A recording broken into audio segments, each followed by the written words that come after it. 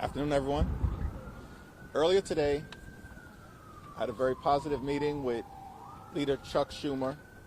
House and Senate Democrats remain locked in and unified on behalf of the American people. We want to sit down in a bipartisan way and find a path forward to reopen the government, enact a spending agreement that meets the needs of the American people, and decisively address the Republican health care crisis. The partisan Republican spending bill that guts the health care of the American people has now been voted down 10 different times. Why does Leader Thune and Senate Republicans continue to try to do the same thing and expect different results? Democrats are not going to bend, and we're not going to break, because we are standing up for the American people. And I'm very thankful for the courageous and principled position that Leader Schumer and Senate Democrats continue to take on behalf of the American people. House Republicans, on the other hand, remain on vacation. They've now canceled votes for 3 consecutive weeks. And Donald Trump is missing in action. He spent more time on the golf course during the 16 days of this government shutdown than he has talking to Democrats to try to reopen the government. You know, our hardworking federal employees are being asked to work without pay or have been furloughed. And the Republicans apparently could care less at the damage being done to the American people and the damage being done to civil servants who all they want to do is serve the American people. We need to sit down and have bipartisan conversations now. House Republicans should come back to Washington now. Donald Trump needs to re-engage now so we can reopen the government, enact a spending bill that actually meets the needs of the American people, and decisively address, once and for all, the Republican health care crisis that is devastating the American people. Questions?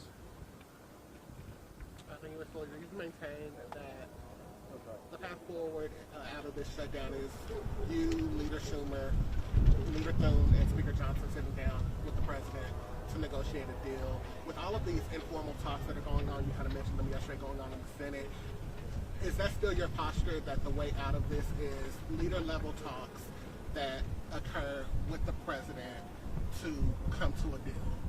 The responsible thing for Donald Trump and House Republican, along with Senate Republican leaders, to do is for them to sit down so we can work this out in a bipartisan way. That's the responsible thing to do. Whenever we found ourselves, unfortunately, in a government shutdown in the past, that's always been the way out. But this group of Republicans who simply want to rubber stamp Donald Trump and haven't been given permission to sit down and have a conversation have adopted this position of my way or the highway. And Democrats have been clear. We're not going to support a partisan Republican spending bill that guts the health care of the American people. This is a major issue for millions of Americans all across the country, and it requires urgent action now. In terms of the informal conversations that are taking place in the Senate, as House Democrats, we've been clear. We will evaluate in good faith any bipartisan proposal that emerges from the Senate, as long as it is designed to accomplish 3 objectives: reopen the government, enact a spending bill that improves the quality of life of the American people, and addresses the Republican health care crisis. Thanks. In terms of the timeline, obviously the shutdown doesn't look like it's ending anytime soon. You would like some changes made regarding subsidies. There's been talk of reform. This kind of law would require perhaps a lot of negotiation. How do you foresee this getting done in a short amount of time? What does the timeline look like? Republicans have had multiple opportunities to extend the Affordable Care Act tax credits throughout the year. And every single time there's been a vote in either the House or the Senate, Republicans have uniformly voted against providing affordable health care to everyday Americans. And they've uniformly opposed extending the Affordable Care Act tax credits. Time has run out. Open enrollment starts on November 1st. Tens of millions of Americans right now are starting to receive notices that their premiums and copays and deductibles are going to go up. In some cases, by hundreds of dollars per month. In other cases, by more than $1,000 a month. Meaning that there are Americans across the country, including in Mike Johnson's home state of Louisiana, that are going to experience increases that could total $20,000 a year.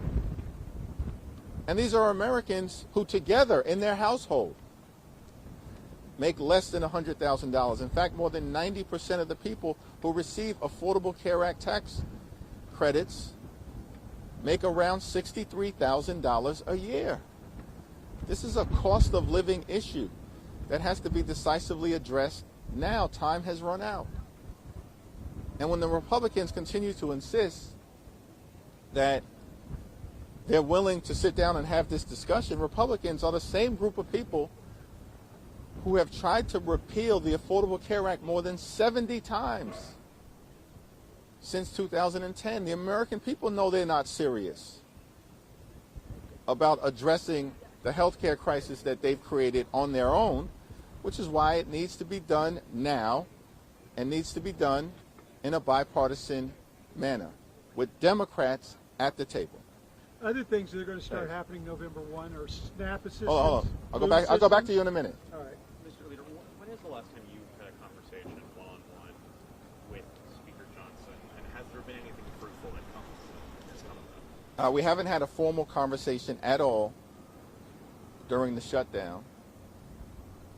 And in my view, that's because House Republican leadership hasn't been given permission to talk to Democrats by their boss, Donald Trump. We know that throughout the entire presidency, Republicans in the Congress have chosen to function like lapdogs for the Trump administration, a wholly owned subsidiary of Donald Trump and his administration. Nothing but rubber stamps for Donald Trump's extreme agenda.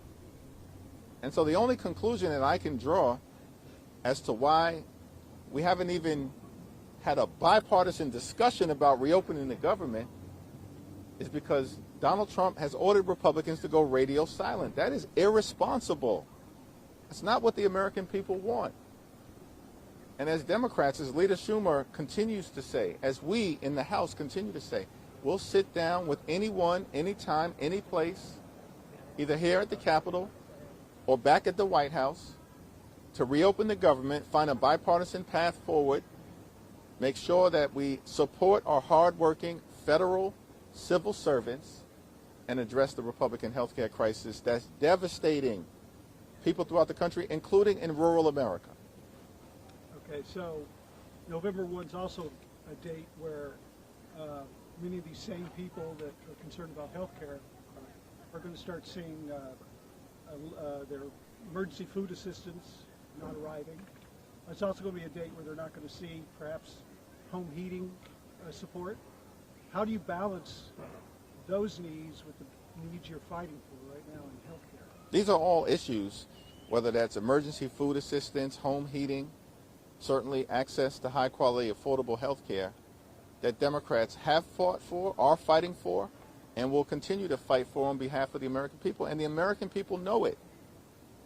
In this Congress, Republicans passed their one big ugly bill that hurt everyday Americans in order to reward their billionaire donors. In this Congress, that one big ugly bill included the largest cut to Medicaid in American history, and at the same time ripped away food from hungry children, women, seniors, and veterans by also visiting upon the American people the largest cut to nutritional assistance in American history.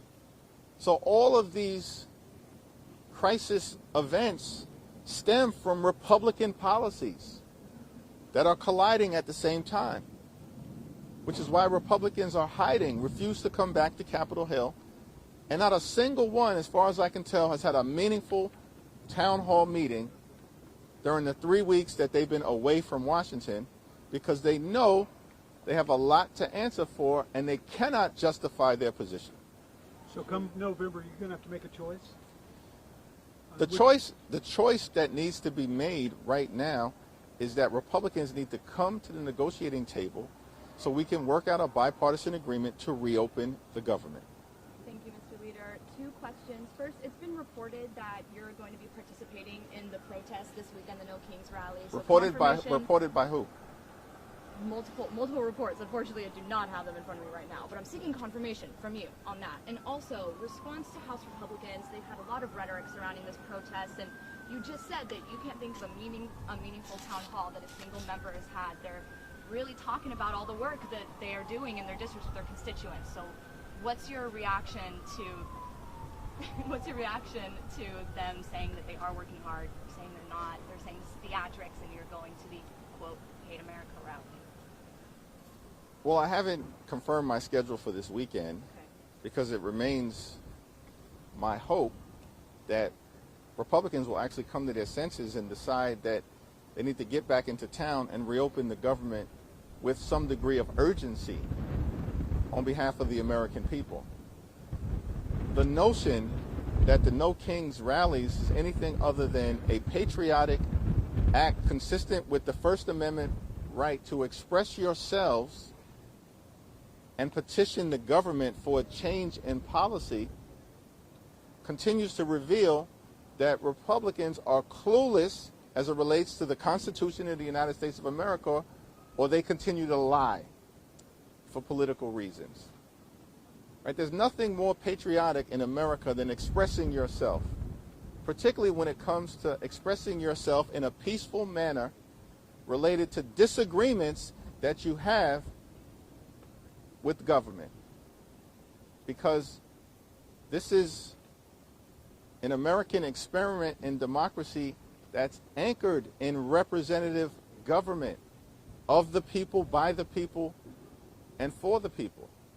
Over the last 5-6 weeks, we've heard all manner of toxic and malignant rhetoric from Republicans as opposed to actually addressing the problems that they've created, like the largest cut to Medicaid in American history, like the fact that Republicans are going to trigger a $536 billion cut to Medicare because of their one big ugly bill if Congress doesn't act by the end of this year, like the fact that Republican policies are leading to hospitals, nursing homes, and community-based health centers closing all across the country.